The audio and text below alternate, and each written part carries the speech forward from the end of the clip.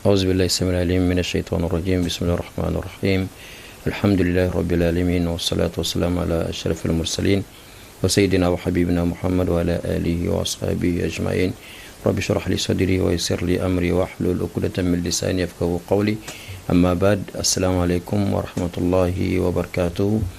Chers frères et sœurs, chers téléspectateurs, soyez les bienvenus à votre émission Niger, terre d'islam.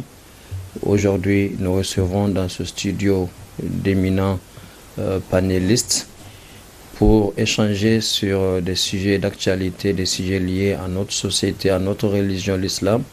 Et pour la circonstance d'aujourd'hui, nous serons autour d'une thématique très importante due surtout au contexte que nous traversons aujourd'hui dans notre société.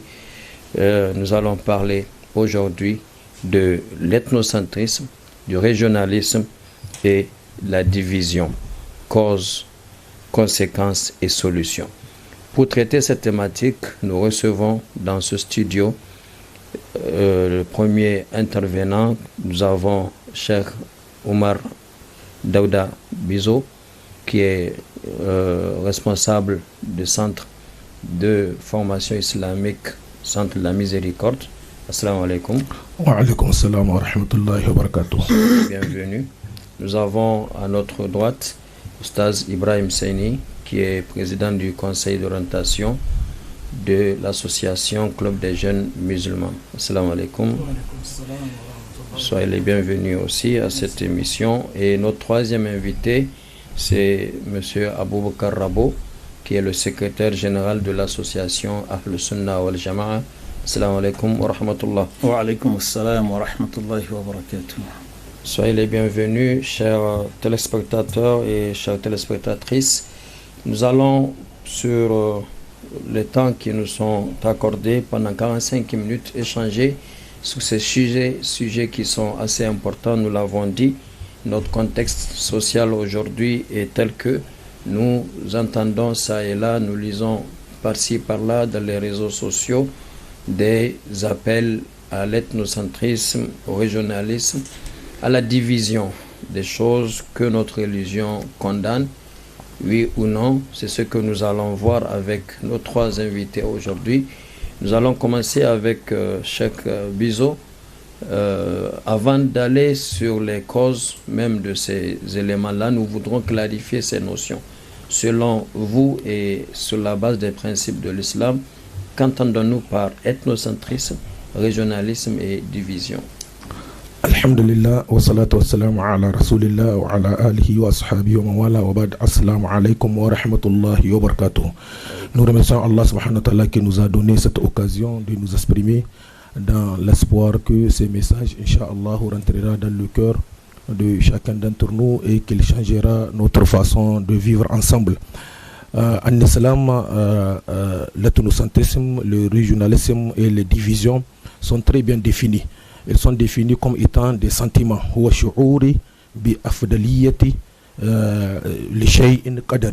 C'est ces sentiments de sentir que je suis supérieur à un tel ou j'ai plus de valeur qu'un tel à cause de quelque chose que la nature a déterminé.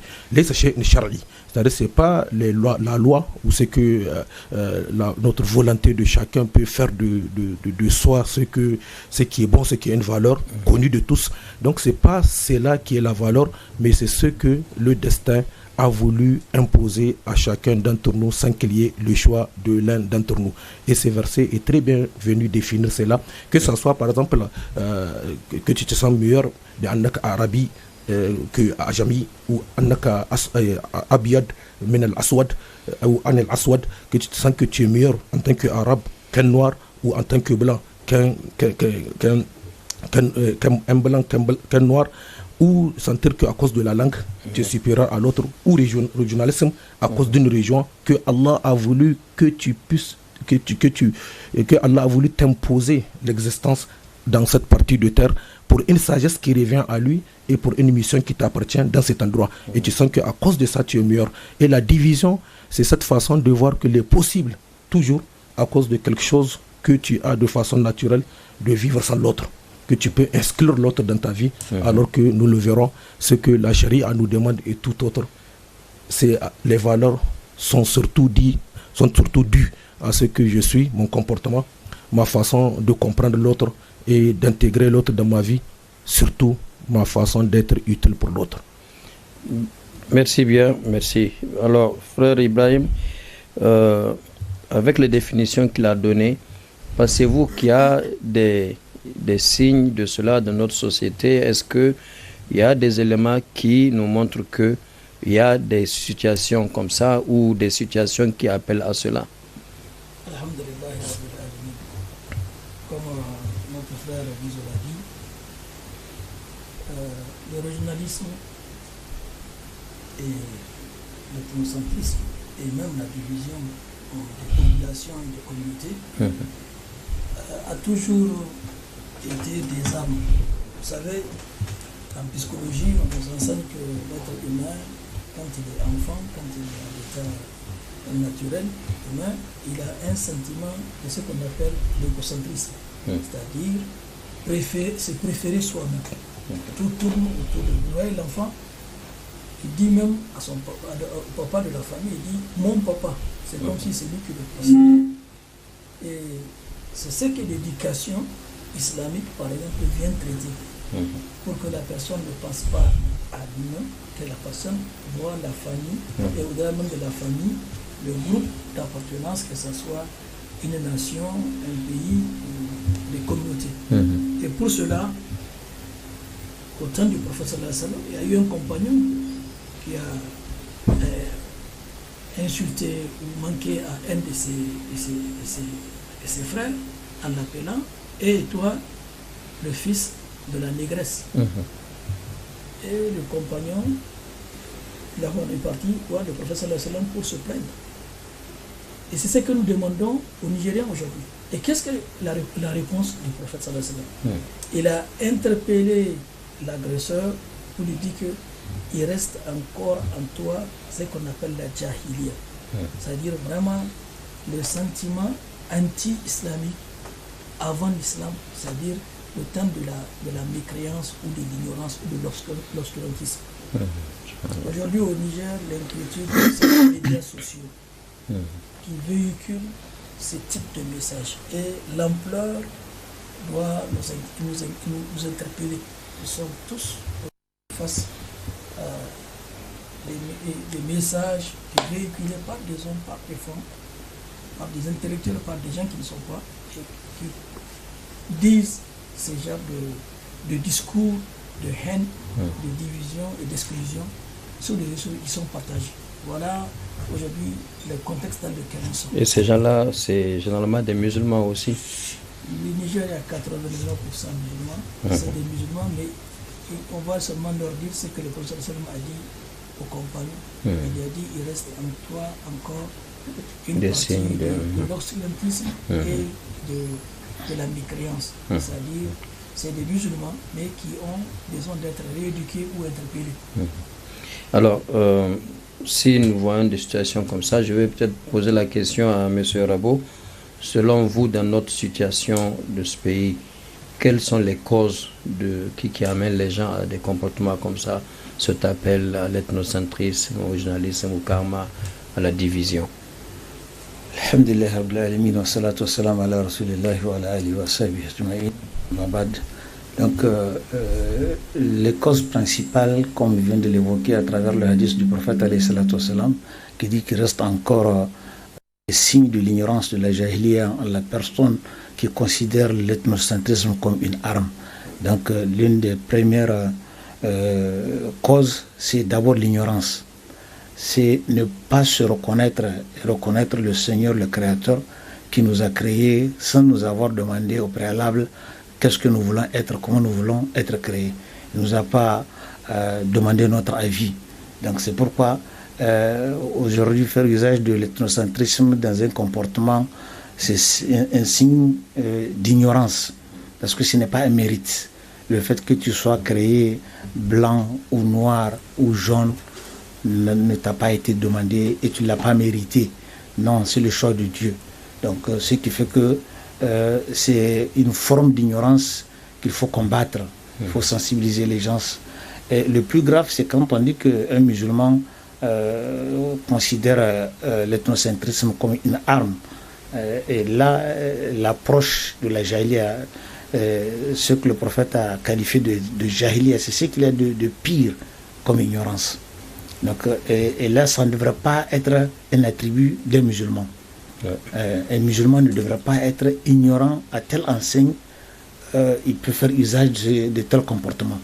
Donc, le musulman, c'est quelqu'un qui doit se reconnaître comme tolérant, respectueux vis-à-vis de l'autre.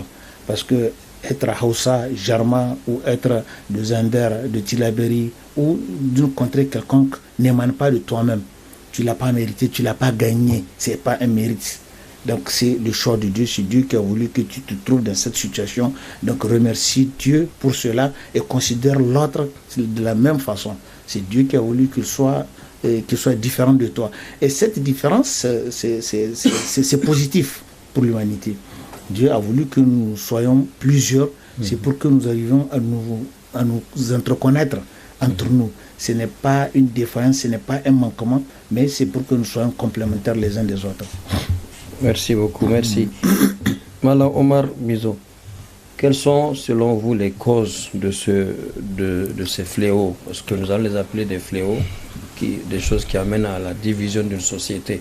Quelles sont les causes selon vous et selon les sources de l'islam? Alhamdulillah. Dans l'espoir que ces messages puissent être compris même pour les non-musulmans, parce que nous vivons ensemble et que nous voulons que tous comprennent que ces sentiments d'ethnocentrisme ou de régionalisme n'ira nulle part. Celui qui détruira le premier, c'est celui qui en a. Ils l'ont dit, et j'avais dans ma première intervention voulu amener le verset qui a très bien défini ces termes dans lequel Allah subhanahu wa ta'ala interpelle toute l'humanité. Ya ayyuhannas inna khalaqnakum min dhakarin wa untha wa ja'alnakum shu'uban wa qaba'il lita'arafu inna akramakum indallahi atqakum. Allah subhanahu wa ta'ala interpelle tous les êtres humains pour leur dire: nous vous avons créé, et le prophète dans un hadith il a dit, tous vous avez été créés d'Adam et de Hawa, et vous avez été créés de l'argile, et de Adam et de Hawa, et Adam a été créé de l'argile et vous venez de Adam et de Hawa. Il n'y a pas de différence entre un arabe et un non-arabe que par la piété. Et le verset nous dit: ô vous les humains, nous vous avons créé d'un mâle et d'une femelle, et nous vous avons fait des tribus et des ethnies pour que vous interconnaissiez. La cause principale est, comme elle l'a dit, ignorer ces principes, ignorer l'origine de l'humanité, ignorer ce que l'être humain tout court. Ensuite, la deuxième cause, c'est ignorer ce que c'est la vérité et la justice. Ce que la vérité et la justice. Allah subhanahu wa ta'ala a voulu que les êtres humains puissent tous être d'accord sur ce qui est vérité, c'est-à-dire ce qui peut les amener à quelque chose d'utile. Dans cette vérité peut être uniquement dans ces moments ou dans l'au-delà. C'est là où ça diffère. Mais chacun est d'accord que nous avons un intérêt commun ici au Niger à défendre. Nous n'avons pas intérêt à ce que le Niger soit en guerre, soit dans une situation désagréable. Maintenant, en tant que musulman, et en plus je ferai cela pour gagner dans l'au-delà. Donc, et la cause principale est l'injustice. Parce que le hadith que mon frère a amené, dans lequel donc Abazar a dit cette parole à Bilal, et que le prophète a dit, c'était ces sentiments de manque de vision véridique des choses. Mais il y a eu une femme, Al-Makhzoumiyya, qu'on appelle Al-Makhzoumiyya. Quand elle avait volé, on a voulu lui couper la main. Les compagnons ont vu Osama bin Zayd, ils sont partis le voir: tu as une place auprès du prophète, vas-y intercéder pour que le prophète sallallahu alayhi wa sallam ne lui coupe pas la main. C'est une femme, elle a ses sentiments envers le faible. Et quand on est venu voir le prophète sallallahu alayhi wa sallam, il a dit: comment oser, tu vas venir intercéder tu vas venir intercéder sur la justice d'Allah. Tu ne sais pas que ceux qui se sont détruits, le peuple qui sont détruits avant, ne l'ont fait qu'à cause de l'injustice qui les a conduits comme ça. Si les nantis parmi eux volent, on les laisse. Et si les pauvres volent, on les enferme ou on leur fait subir la justice. Wallahi, si Fatima bint Muhammad sallallahu alayhi wa sallam arrive à voler, je lui couperai les mains. Donc il faut voir cela. C'est manque de vision globale ensemble au Niger. Qu'est-ce que nous voulons du Niger? Si c'est la manque, il aura ses sentiments, il aura ses retours à ses sentiments. Chacun reviendra. Mais s'il y a un projet commun, une vision commune, ce que nous voulons pour le Niger ensemble, vous allez voir, nous allons oublier tout cela. Et parmi cette vision véridique, il y a l'histoire. Retourner à l'histoire. Dire la valeur de chaque ethnie. C'est-à-dire, aujourd'hui, si je te dis quel est le rôle des Peuls dans le Niger, tu vas dire, mais c'est pas possible. J'aurais voulu être Peul. Quel est le rôle des Touaregs au Niger? Tu vas dire, mais j'aurais voulu être Touareg. Quel est le rôle de Germain, Sonrail au Niger? Tu vas dire, j'aurais voulu être Sonrail. En fait, vous êtes déjà en train de rentrer dans les solutions. Oui, donc on va revenir. Parce que si on connaît les causes, donc les causes sont deux. La vérité qui n'est pas bien connue, et cette vérité, c'est là où nous voulons partir, là où ce que nous voulons être, et l'injustice. Ces deux sont les principales causes. D'accord. On va ajouter peut-être avec le frère Ibrahim pour rester peut-être dans le contexte nigérien. Concrètement, selon vous, ces messages qui passent par-ci par-là sur les réseaux sociaux et qu'on entend ça et là, est-ce que c'est nouveau? Et si c'est le cas, ou même quand c'est ancien, qu'est-ce qui amène des Nigériens et des gens qui ont une foi en Dieu? Parce que dans tous les cas, même si on est 99% musulmans, les 1% aussi croient à l'existence de Dieu. Donc, qu'est-ce qui amène des hommes dans une société qui croient profondément à Dieu à développer ces sentiments-là? D'accord. Alhamdulillah Rabbil Alamin. Dans une société comme celle du Niger, il y a d'abord de la manipulation. Il y a des Nigériens innocents, malheureusement, qu'on manipule. Et quand quelqu'un vous manipule, c'est pour lui atteindre ses objectifs. Nous avons entendu un président d'un pays étranger, un pays qui nous a colonisés, qui a commencé à utiliser ces types d'armes pour nous affaiblir, pour nous diviser, pour qu'il puisse, lui, rester dans le pays. Ça prouve que c'est des armes non conventionnelles qui existent, que des gens sont prêts à utiliser pour arriver à leur objectif. Deuxièmement, il y a, nous l'avons dit, il y a l'ignorance. Quand les gens ne se connaissent pas, ils se voient de loin, parfois ils ne s'apprécient pas. Et imaginez des Nigériens qui n'ont jamais quitté leur contrée. Il n'y a pas un brassage, c'est-à-dire des gens qui ne voyagent pas, ils sont nés quelque part, ils ont vécu tout le temps quelque part, ils ne connaissent pas beaucoup les autres. Et souvent, les gens ont des clichés ou des préjugés qui peuvent les amener à ce genre de discours ou ce genre de comportement. Troisièmement, il y a des gens qui défendent des intérêts égoïstes. Égoïstes, ça peut être... Et souvent, nous avons vu ici, dès que les élections approchent, les réseaux sociaux, parfois même pendant des meetings, des gens utilisent ce type d'armes pour faire la mobilisation des gens sur des sentiments. C'est un sentiment animal. C'est enfui en l'être humain. C'est l'éducation qui vous amène à le dominer. Aujourd'hui, vous allez entendre des Noirs qui sont fiers, qui se battent pour les Noirs. Non.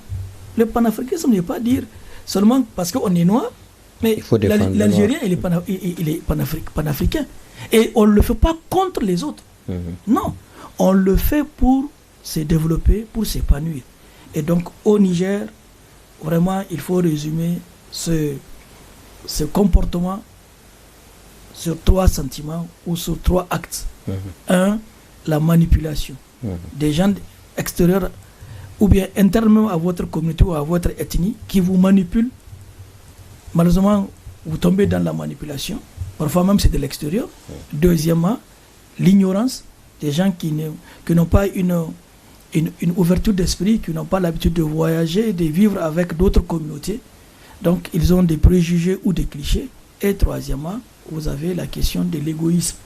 des gens ont des intérêts personnels qu'ils veulent sauvegarder ou préserver, ils pensent qu'il faut utiliser ce genre d'armes pour pouvoir faire la mobilisation d'un groupe ou linguistique ou d'une région ou d'une contrée pour réaliser des objectifs qui vous sont propres à vous. Et au détriment de la nation, au détriment de la paix et même de la sécurité. Voilà moi ce que je peux dire par rapport à ça. Merci beaucoup. Frère Noura, nous avons vu les causes. Et je me dis que ces situations-là, dans les pays ou des contrées dans lesquels ça existait, en principe, ce n'est pas sans conséquence. Et j'imagine que ceux qui développent ces sentiments-là chez nous, effectivement, ils n'ont pas conscience des conséquences de cela. Est-ce que vous pouvez nous donner des situations, des cas que vous avez entendus ça et là ou croisés, où il y a eu des conséquences de ce fléau d'ethnocentrisme ou de régionalisme? Oui, donc de par ce que les deux frères ont dit, effectivement, dans notre pays, nous sommes en train de vivre une certaine situation où, comme l'a dit Ibrahim, il y a des manipulateurs. D'un autre côté, il y a des passionnés. Et d'un autre côté aussi, il y a l'utilisation de la mauvaise foi. Donc, dans les trois cas, le cas de l'ignorance, il est bien réel. Il arrive des moments où des gens ont évolué dans une situation où, dans leur cadre restreint, on leur a fait comprendre, vous êtes telle gens, vous avez une certaine notoriété, une certaine noblesse. Ils vont grandir dans ça. Je me rappelle, quand on était étudiant, on avait un professeur Yoruba, lors de sa première introduction en classe, quand il nous a vus, tout de suite il a reconnu que nous sommes des gens du Nord. On considère comme les gens du Nord du Nigeria. Là, il nous a livré une anecdote. Il dit que lui, il a étudié au Nord. Mais il dit bien avant, il a fait toutes ses études dans le Sud. C'est après le bac, une situation a fait en sorte que ses parents se sont retrouvés à Kano. Alors, il ne voulait pas partir parce que pour lui, il n'allait pas pouvoir étudier. Pour lui, les nordistes ne pensent pas comme eux. Les nordistes ne sont pas comme les Yoruba. C'est-à-dire qu'ils sont en dessous des Yoruba du point de vue intellectuel. Donc, l'école ne fonctionne pas là-bas. Il dit à sa grande surprise, quand il est parti à l'université de Kano, il s'est retrouvé avec de très grands professeurs qui, dans certaines circonstances, il a appris que c'est eux, certains de ces professeurs du Sud ont été enseignés par ces professeurs du Nord. Il dit qu'il était complètement démystifié. Parce que pour lui, un nordiste ne peut pas être intelligent au point où il peut acquérir un niveau d'un doctorat jusqu'à avoir un professorat. Donc tu vois, donc celui-là, il était sincère dans son ignorance. C'est quelque chose avec laquelle il a évolué dans sa famille, dans son groupe. Maintenant, quand on prend les manipulateurs, par exemple, aujourd'hui, quand on prend le cas du Rwanda, les Tutsis, les Hutus, c'est des manipulations en provenance de l'extérieur. On utilise une ethnie contre une autre pour pouvoir bien vous manipuler, bien vous exploiter. Et c'est cela qu'on a essayé de faire machiner dans notre cas ici, le Niger. Quand on parle que le président du CHU, il vient d'une minorité, c'est pour dresser cette minorité contre la grande majorité. Et là, moi, je me dis que c'est même illogique. Quelqu'un, si c'est son ethnie qui doit le lire, émanant d'une minorité, comment il allait être président du Niger? Ce n'est pratiquement pas possible. Donc ça, c'est des inventions. Même bien avant, au temps de Kounché, au décès de Kounché, la France avait commencé à faire des commentaires pour dire que le Niger, qui est un peuple composé de 8 ethnies, dont la plus grande c'est les Hausa, mais qui sont dirigés par les Germains depuis fort longtemps. Tu vois, ça, on est en train de raviver un sentiment d'ethnocentrisme. Il faut que les Hausa se reprennent pour dire que nous sommes les plus nombreux, donc c'est nous qui devrons être à cette place. Maintenant, la mauvaise foi. Quand on prend le cas des politiciens, par exemple, à des moments où quand on les pour l'un ou l'autre, il va utiliser l'ethnocentrisme, c'est l'arme du faible. Maintenant, il a tout perdu. Qu'est-ce qu'il va faire? Il va dresser son ethnie pour réagir à sa place et pouvoir peut-être lui procurer ce qu'il n'a pas pu gagner réellement et véritablement.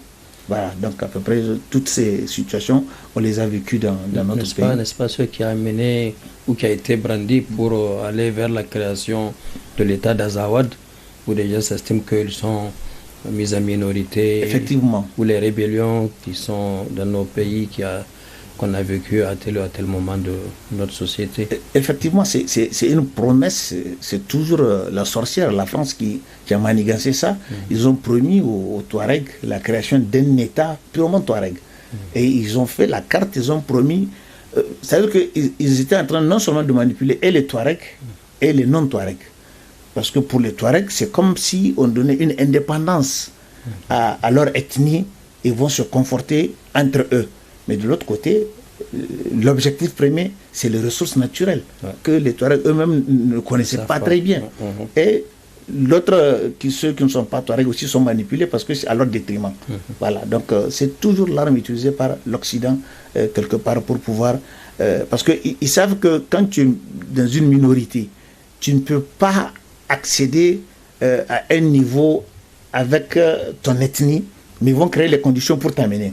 Pour que demain, quand tu ne feras pas ce qu'ils veulent que tu fasses, ils sauront comment te faire revenir en arrière. Voilà. Alors, avant d'aller vers Malan, je reviens vers le frère Ibrahim. Avez-vous quelque chose à compléter au niveau des conséquences là? Oui, nous avons des expériences, des tristes expériences non loin de chez nous. Nous avons, comme le frère l'a dit, un pays qui a deux ethnies, deux groupes linguistiques. Le Rwanda. Mais les colonisateurs et les Occidentaux qui ont des intérêts chez eux les ont montés et ils sont allés jusqu'à un génocide. Nous avons la situation de la Côte d'Ivoire. Pour juste des raisons politiques, on a divisé la Côte d'Ivoire en sud et en nord. Et jusqu'à présent, ces sentiments, malheureusement, n'est pas dominé dans un pays africain en développement. Et c'est encore des intérêts de l'Occident. Et ce que le frère Noura a dit, nous avons connu par le passé un chef d'État nigérien qui était visionnaire, qui a trouvé une stratégie très rentable. C'est le président Kounché. Nous sommes à la veille même de l'anniversaire de son décès. Ça fait plus de 30 ans qu'il est 36 ans. Il a affecté les fonctionnaires loin de leur région et de leur groupe linguistique. Si tu es de Niamey, tu vas servir. Donc si tu es Zarma, quelqu'un qui est de l'ouest, Tilaberi, Niamey ou Dosso, tu vas certainement servir à Difa, à Gadez ou Zender.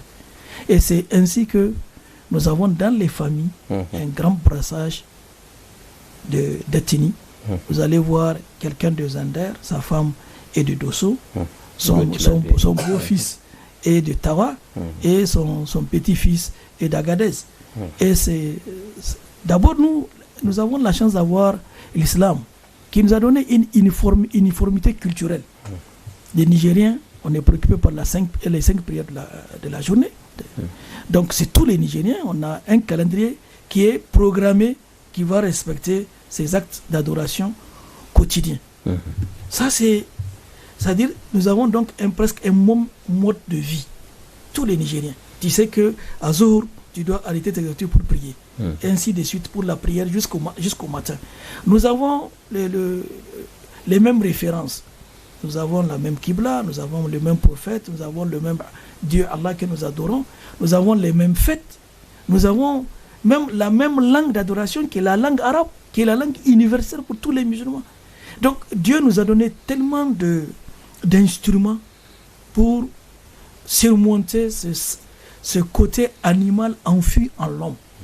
C'est pourquoi quand il y a ce genre de discours, le danger c'est que ça réveille en vous votre inconscient, votre côté animal. Vous adhérez parfois sans vous contrôler. C'est pourquoi il faut le combattre par l'éducation, par la foi, par la crainte de Dieu. Là, vous entrez déjà dans les solutions. On va aller sur cette question des conséquences pour en finir. Mais je voudrais orienter beaucoup plus. Bien sûr, vous allez dire si vous avez des idées sur les conséquences mondaines, mais surtout les conséquences dans l'au-delà.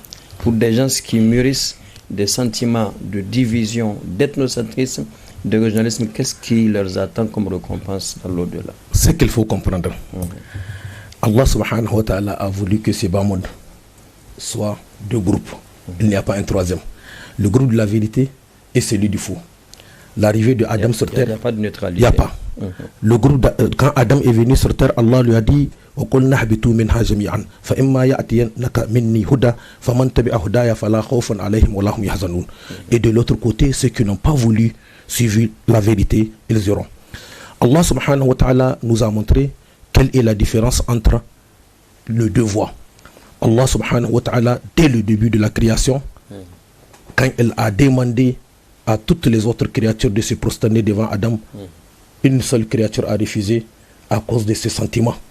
À ce sentiment que mon origine est meilleure que son origine. Ana khayrun minhu. Khalaqtani min nari wa khalaqtahu min tin. Je suis meilleur que lui. Donc je veux que chacun, ici que nous sommes, et ceux qui nous regardent et qui nous écoutent, qu'ils soient convaincus que si ces sentiments d'ethnocentrisme, parce que tu es maori, germain, arabe, peul, beriberi, quel que soit ton ethnie, tu sens que tu es meilleur que l'autre. Moi, j'ai dit, j'ai doute sur ta foi. Moi, j'ai dit, j'ai doute sur ta foi. C'est de deux choses l'une. Soit tu es avec Allah, alors ta foi doit prédominer. J'ai raditu billahi rabba, j'ai un Seigneur dont j'agrée qu'il soit, j'ai un Dieu dont j'agrée qu'il soit mon Seigneur. Wabil islam dina, et j'ai une religion, un mode de vie que j'accepte comme religion. Et ensuite, Wabil Muhammad sallallahu alayhi wa sallam Rasulullah, et Muhammad est mon messager. Ou soit tu es raditu, j'accepte que les Maoris soient ceux qui doivent me motiver et m'amener à faire, et que ce qu'ils disent religion, c'est ça que j'agrée, et que un Baura ou un quelqu'un comme ça, ou quelqu'un qui dans ces réseaux sociaux, comme on le dit, le Baura ne le fait pas, dans ces réseaux sociaux sont en train d'appeler les gens à se reconsidérer et à voir l'autre qui n'est pas comme eux, qui n'est pas germain, qui n'est pas de leur religion, comme étant rien du tout, et qu'ils doivent éliminer de cette terre alors qu'ils ne l'ont pas amené. Wallahi, je doute sur ta foi.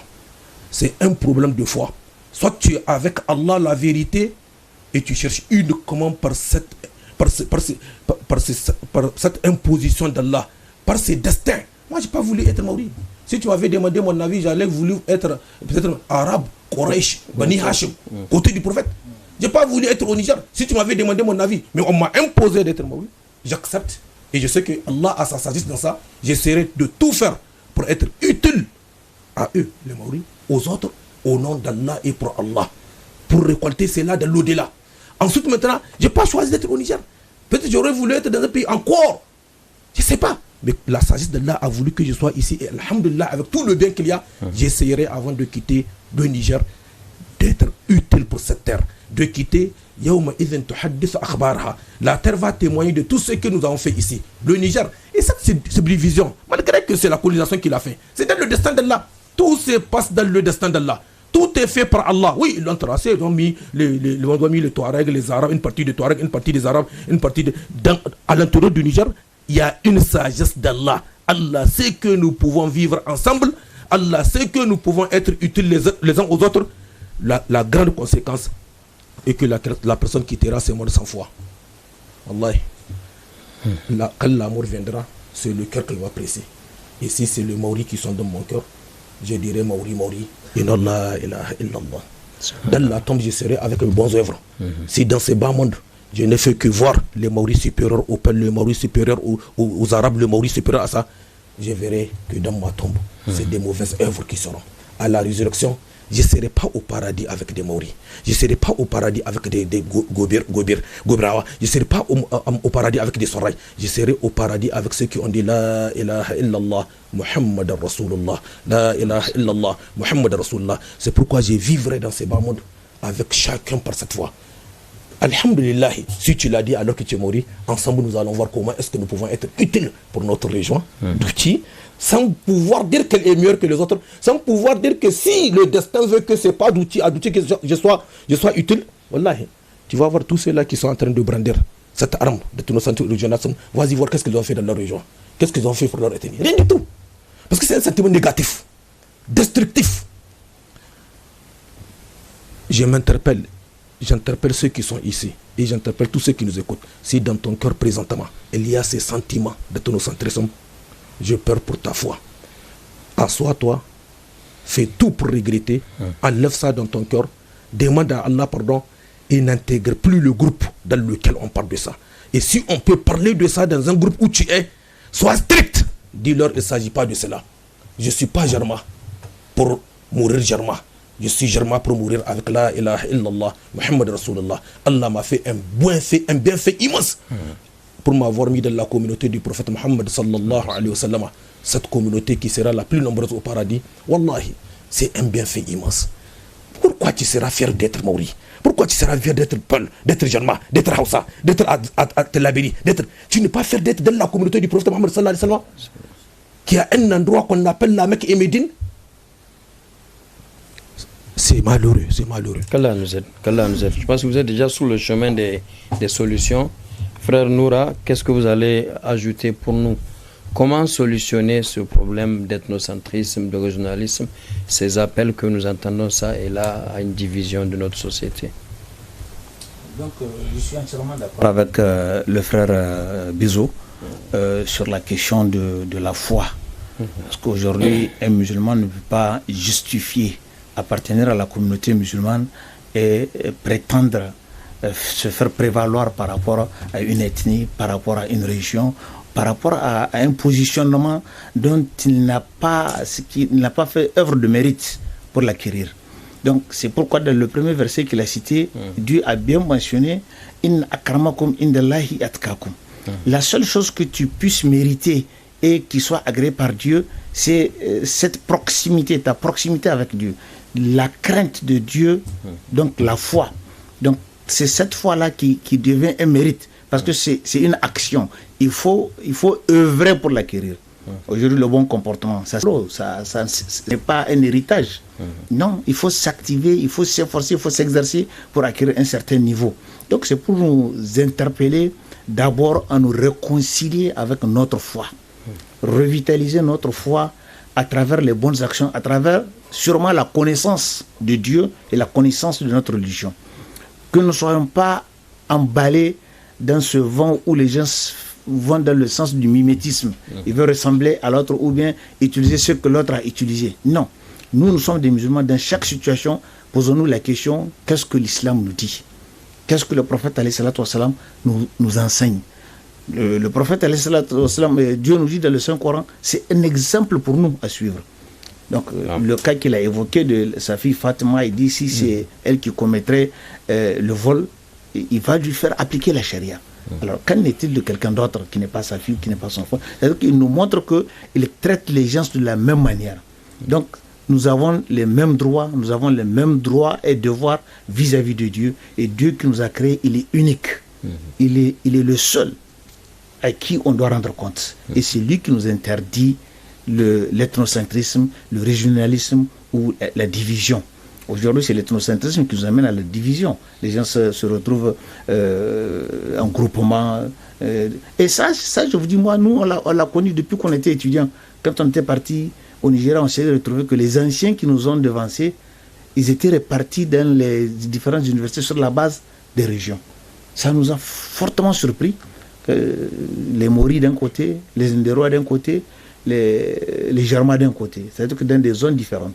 Quand tu vois dans une université telle que Ilori, tu vas voir que quand tu prends la première personne que tu rencontres, la Nigérienne, si elle est Maori, sache qu'à 80% ils sont des Maoris. Quand tu vas dans une autre zone, tu rencontres un Zendérois, sois sûr qu'à 80% les autres sont des Zendérois. Parce que les uns facilitent l'inscription aux autres sur la base du régionalisme. Ça, c'est à combattre. C'est à combattre parce que c'est ça qui crée des divisions. Même quand tu reviens à la maison étant des fonctionnaires, aujourd'hui je connais des services, même des institutions internationales où le régionalisme est présent et il est très visible. Quand il y a une offre, on s'engage à motiver les gens de la même région pour venir déposer vos dossiers et on crée des facilités. Donc ça vraiment c'est un danger pour notre communauté. Merci beaucoup. En tout cas, je rappelle pour ceux qui ne voient pas bien la caméra qu'il y a un Bogobri qui vient de parler et précédé d'un Maori. On va donner la parole au peuple. Mais là, on va demander des propositions. Oui. concrètes de solutions. Moi, j'aimerais que dans notre pays, qu'on ne cherche pas des prêt-à-porter. Qu'on n'aille pas chercher des textes en Occident. Parce que c'est un problème pour lequel ils n'ont pas de solution. Après 200 ans de démocratie, le blanc américain ne peut pas accepter le noir américain. C'est un échec de la démocratie. La démocratie n'a pas de solution pour le racisme, pour le régionalisme, pour l'ethnocentrisme, au contraire. Deuxièmement, nous avons vu des pays qu'on appelle des pays modernes, comme Israël. On a entendu un ministre israélien dire que les Palestiniens sont des animaux. Et ça passait sur les chaînes de télévision occidentales. Imaginez un être humain qui qualifie une population entière d'animal.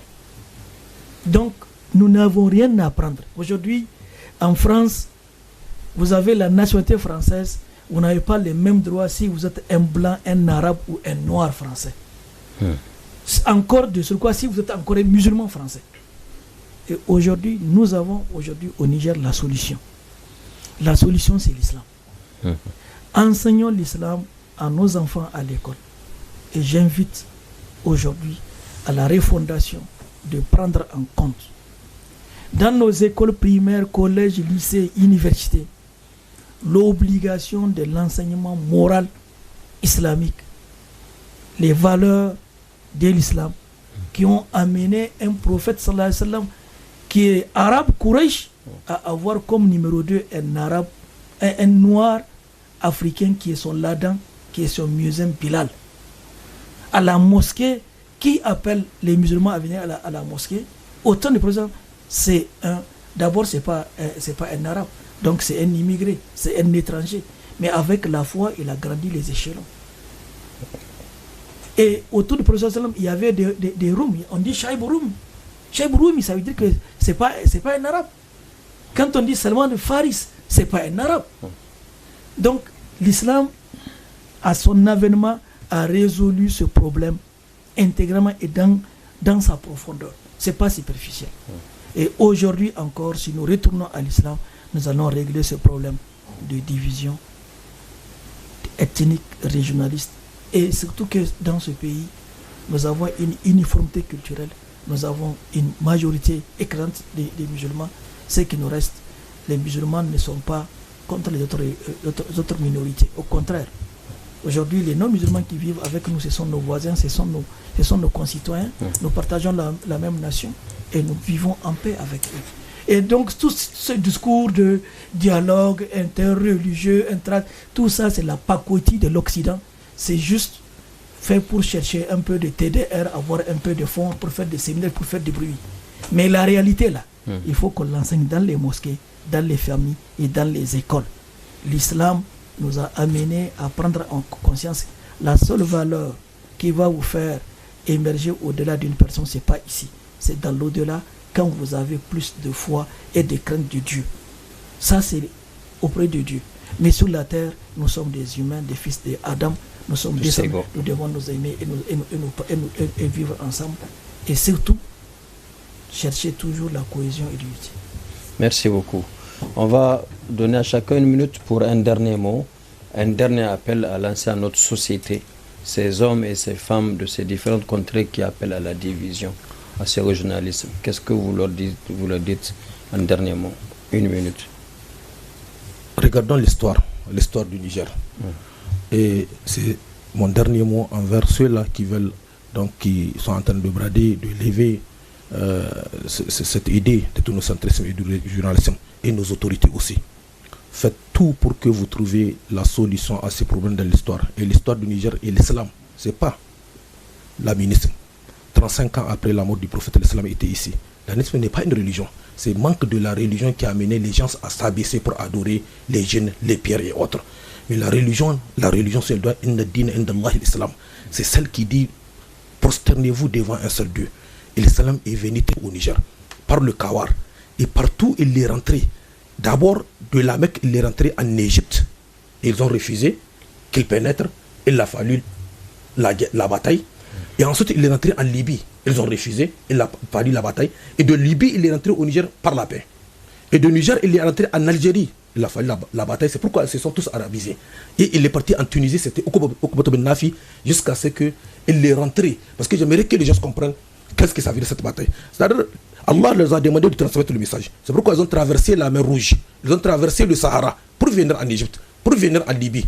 Au Niger, on les a laissés. Mais en Égypte et en Libye, c'est des hommes qui ont dit vous passez pas. Comme ils ont traversé la mer Rouge, ils ont traversé le Sahara, ils sont obligés de dégager ces gens pour transmettre le message. C'est ça qui a fallu ça, la bataille. Donc au Niger, quand on a accepté, il y a eu. Ils sont venus, c'est un roi qui les a accueillis, qui les a très bien, il les a dit partez, transmettez ce que vous avez, combien. Ensuite, ils sont partis en Algérie. L'Algérie aussi, ils ont refusé. Ils sont partis en Tunisie. Tunisie, il a traversé la mer Méditerranée. Il est rentré pour dire Allah, si je savais derrière cette mer, il y a tes serviteurs, j'allais traverser en marchant pour aller transmettre. C'est ça le dégagement. Donc le Niger, c'est ça.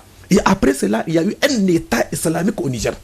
Parce que après l'entrée de l'islam, il y a eu un moment où le savoir en islam, le Niger était la source du savoir. Partez à l'Efch. Tout venait, même de l'Égypte, de partout, on venait chercher le savoir au Niger. C'est tout à fait normal que ce savoir soit culturel, social, économique. Et ensuite, maintenant, il y a eu l'État islamique de Ousmane Dan Fodio, et cet État islamique de Ousmane Dan Fodio a su intégrer tous les Nigériens. Wallahi, je demande, même pas dans les livres, de partir à Saï, de partir ici à Hamdallah, et de demander ton grand-parent, il était marié à qui? Il va te dire la petite fille de Ousmane Dan Fodio, la petite fille d'un tel. Il l'a su. Il n'y a que l'islam et l'histoire. C'est pour prendre en compte le présent et prévoir le futur. L'histoire nous dit ce qui a été le Niger. Ce que le Niger était, c'est à cause de son islam. Donc, et revenons à l'islam dans nos familles, dans nos écoles, dans nos services. L'islam, c'est rien que le respect de l'autre. Donc c'est de dire adieu à la laïcité. Monsieur Noura. Effectivement, c'est de dire adieu à la laïcité parce que la laïcité, c'est la porte de la perversion. C'est à travers cette porte que tous les problèmes nous sont tombés sur la tête. À l'image de quelqu'un qui est malade, qui vient proposer à un bien portant des médicaments, des solutions. C'est ce que nous sommes en train de vivre avec l'Occident. L'Occident est malade. L'Occident réfléchit pour chercher des solutions. Tandis que nous avons un livre qui a toutes les solutions, qui est là posé devant nous. Regardez, même l'islam muet nous enseigne plein de choses. Qu'est-ce que j'appelle l'islam muet? Vous prenez la prière. Sans commentaire. Dans la prière, on rentre, on laisse les chaussures dehors, on laisse nos rangs dehors, on laisse nos ethnies dehors, on laisse tout positionnement. On rentre, on fait le même rang, on s'accorde et on suit une seule personne qui est l'imam. L'imam, qu'il soit maori, qu'il soit germain, ceux qui sont derrière lui, ils ne sont pas derrière lui sur la base de ce qu'ils sont. Sinon, on allait avoir des mosquées maori, des mosquées peul et des mosquées. Vous prenez le jeûne du mois de Ramadan. On jeûne tous à la même période, le nombre de jours. On fait la même chose dans les principes de l'islam, les 5 piliers de l'islam. Le Hajj, c'est la même chose. Il nous enseigne la fraternité, la soudure, la solidarité. Donc, toutes ces choses-là nous sont apprises par l'islam. Donc, la solution, comme les deux frères l'ont dit, c'est le retour à l'islam. Et aujourd'hui, la question de la laïcité, c'est être injuste envers nous-mêmes.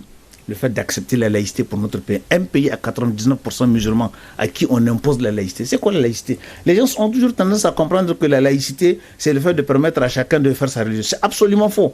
Il faut retourner dans le fond, dans l'histoire, pour connaître Jules Ferry qui a initié la laïcité. Quand les savants lui ont posé la question, mais qu'est-ce que tu veux en faire avec cette laïcité? Il dit, je veux faire en sorte que l'humanité se débarrasse de Dieu. En fait, même dans nos constitutions, ce qui est noté, la laïcité, on dit, c'est la séparation de l'État et de la religion. Voilà. Donc, c'est de nier Dieu dans la gestion de l'État. Et c'est concret. Voilà. C'est ça. Donc, c'est pour dire que véritablement, nous avons un héritage qui est l'islam. Auquel il faut retourner à l'islam. Ça va solutionner tous ces problèmes d'ethnocentrisme. Inch'Allah. Frère Ibrahim, quel est votre dernier mot? De la fin, j'appelle le gouvernement nigérien, les imams et les oulémas à prendre en charge aussi un fléau de division, de haine et de tuerie qui est le problème entre les agriculteurs et les éleveurs. Maintenant, ce n'est pas l'ethnie, ce n'est pas la région, mais c'est des corps. Les paysans cultivateurs s'opposent aux éleveurs ou les éleveurs, avec leurs animaux, envahissent les champs des cultivateurs et il y a des morts. Et pour la solution, ce n'est pas seulement la question de la justice ou de l'armée, c'est d'abord la question éducative et d'éducation. Qu'on amène les imams ou que les imams s'organisent pour aller dans les zones pastorales et les zones agricoles pour prêcher sur Dieu a rendu la vie de l'être humain sacré. Et rappeler aux musulmans, quand tu blesses ton frère, quand tu fais du mal, ou tu agresses, ou tu tues une vie, une âme, les conséquences auprès d'Allah subhanahu wa ta'ala de cet acte qui est posé. Donc je pense qu'il ne faut pas qu'on oublie, en parlant des ethnies et des régions, c'est bien, mais qu'on ne coupe pas un autre problème qui est réel au Niger, la question des agriculteurs et des cultivateurs. Même récemment, dans la zone de Maradi, il y a eu encore des morts d'hommes et des blessés. Et cela nous intermène tous ensemble, Inch'Allah. Une prochaine émission, Inch'Allah, parlera de ce sujet qui endeuille aussi notre société. Inch'Allah. Merci à vous d'avoir accepté d'être avec nous. Malam Bizo, Barakallahu Fikum, Ustaz Ibrahim, Ustaz Noura. Qu'Allah vous bénisse et bénisse tous ceux qui nous suivent à travers cette émission Niger Terre d'Islam. C'est sur votre chaîne Canal 3 Niger. Nous allons donner quelques secondes à Malam Bizo pour une invocation de clôture. Alhamdulillah, wa salatu wa salam ala Rasulillah. لا إله إلا أنت سبحانك إنا كنا من الظالمين اللهم بارك لنا في أمورنا كلها بارك لنا في وطننا وبارك لنا في حكومتنا وبارك لنا في مجتمعنا وبارك لنا في اقتصادنا وبارك لنا في إيماننا يا رب العالمين وجعلنا جميعا من عبادك الصالحين المصلحين توفنا مسلمين وألحقنا بالصالحين سبحان ربك رب العزة عما يصفون وسلام على المرسلين والحمد لله رب العالمين. La prochaine émission Inch'Allah sur Canal 3 Niger, Terre d'Islam. Assalamu alaikum wa rahmatullahi wa barakatuh.